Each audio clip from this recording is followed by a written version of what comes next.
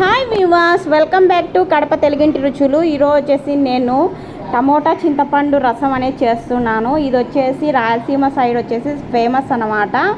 Tomato చింతపండు కాంబినేషన్లో రసం అయితే చాలా బాగుంటుంది. దీనికి వచ్చేసి మనం వచ్చేసి ఫస్ట్ కుక్కర్ తీసేసుకొని ఇంకా ఎక్కువ శాతం టమోటాలు వేసుకొని కొద్దిగా చింతపండు అంటే మరీ తక్కువ కాకుండా పులుపుకు తగ్గట్టుగా చింతపండు వేసుకొని మనం ఇందులోనే పసుపు ఉప్పు వేసుకుంటే కనుక ఉప్పు పసుపు బాగా రసం కనేటివి పడి రసం చాలా టేస్ట్ వస్తుంది. ఒక 3 or 4 విజిల్స్ అనేది రానియాలి.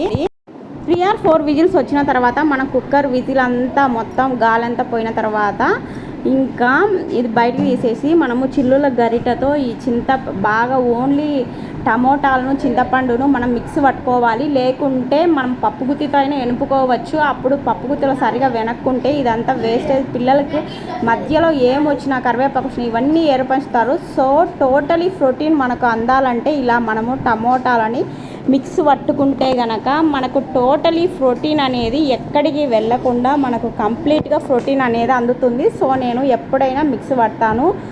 మనము చేత్తో దీన్ని కలిపినా కూడా మనము మొత్తం వేస్టేజ్ అంతా పడేయాల్సింది వస్తుంది. తర్వాత వచ్చేసి 2 స్పూన్ల రసం పొడి ఇంట్లో ప్రిపేర్ చేసినది, అది కూడా నేను వీడియో పెడతాను. ఇంకా నెక్స్ట్ వచ్చేసి 1/2 స్పూన్ అనేది మనం షుగర్ అనేది యాడ్ చేయాలి, ఎందుకంటే ఒగర్ అనేది పోతుంది.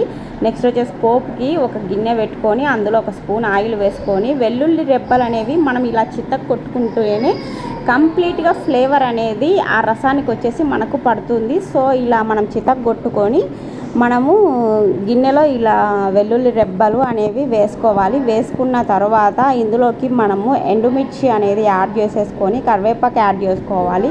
ఇంకా కొత్తిమీర ఉంటే కూడా కొత్తిమీర కూడా యాడ్ చేసేసుకోవాలి. తర్వాత ఫైనల్గా ఇది వేగిన తర్వాత రసం అనేది మనం సిమ్లో పెట్టుకొని రసం అనేది పోపు పెట్టుకోవాలి. లేకుంటే మంటలు వేసేదానికి ఛాన్సెస్ ఉన్నాయి. ఇది బాగా ఉడికినప్పుడు ఇలా ఉడుకుతుంది కదా, తెరులుతుంది కదా, అప్పుడు మనం అనేది స్టవ్ అనేది ఆఫ్ చేసుకోవాలి. ఎంతో రుచికరమైన రసం రెడీ అయిపోయింది. ఈ వీడియో కనుక మీకు నచ్చినట్లయితే లైక్ చేయండి, షేర్ చేయండి, సబ్స్క్రైబ్ చేయండి.